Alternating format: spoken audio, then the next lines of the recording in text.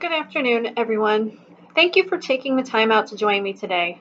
I want to take this opportunity to review with you my findings regarding the advantages and disadvantages of opening a new manufacturing plant.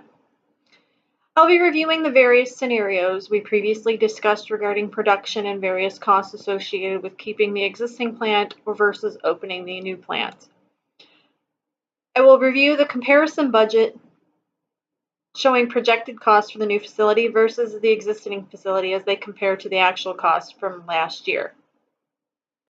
The first scenario asks what our current break-even analysis point involves and the degree of operating current leverage at current sales level. Given that our sales price is $25 per ball and our contribution margin is around $11 per ball and our current fixed expenses total around $310,000. I determined that we need to sell a minimum of 28,182 balls to cover our expenses. Our current degree of operating leverage is about 2.26. As proposed, an increase in labor rates will drive our variable expenses projected to increase about $2 per ball next year. With this increase in maintaining our current selling price, I determined that we need to sell at least 34,444 balls to break even and cover our current expenses for next year. Option number 3, if we increase the variable expenses and we takes place and we increase for $2 per ball, how many balls will we have to sell next year in order to earn the same net operating income as last year?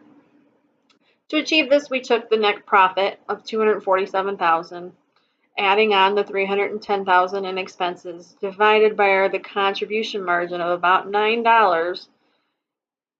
We would be required to increase our sales to about 11,253 balls to earn the same amount of net operating income as we did last year.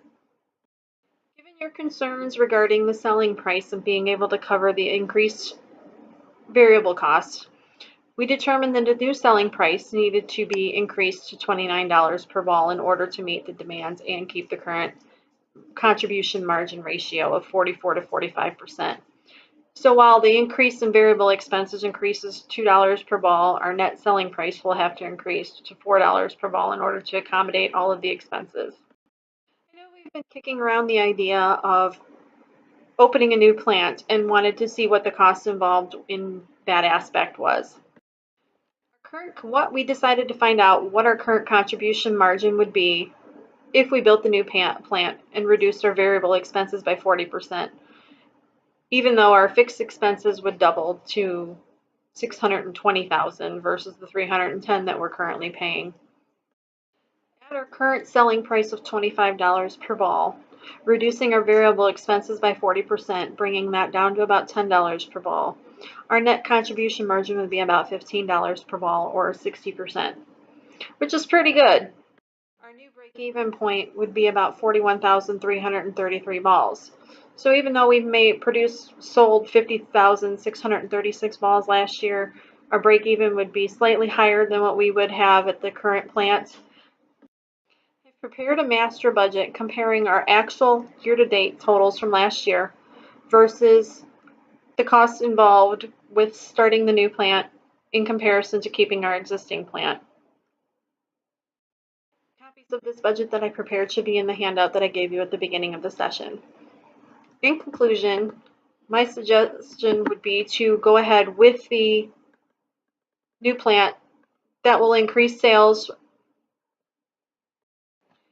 With the new plant, we can increase sales by about 4,300 balls, keeping our current selling price at $25 per ball, reducing our variable expenses from $14 to $10. Based on this budget and the comparison between existing and current plan for the new plant, it's my opinion that keeping the existing plant, increasing the price to $29 per ball, while that may be the better per net operating income, it would result in a loss of sales decreasing from $50,000 to $48,000, while other costs are increased, giving potential to the fact that we have an old existing building that will need upkeep and maintenance on top of old equipment that will need additional repairs that may or may not have been budgeted accordingly, in my opinion, the best example would be to go ahead with the new plant. Overall, in the long term, that'll pay for itself, even with the increased fixed expenses. Overall, I feel that the potential increased production by expanding the plant with the new space, allow for more product lines. I believe that expansion is the best interest at this time. Thank you for allowing me to compare these scenarios, and I appreciate your time for listening to my review. The two workplace capabilities that I felt this project challenged was perseverance, for one. The definition of perseverance states that it is persistence in doing something despite difficulty or delay in achieving success. I knew at the beginning of this class it would not be easy. To complete a project like this takes time and dedication, which is a challenge working full-time while trying to do 2 classes full-time in school.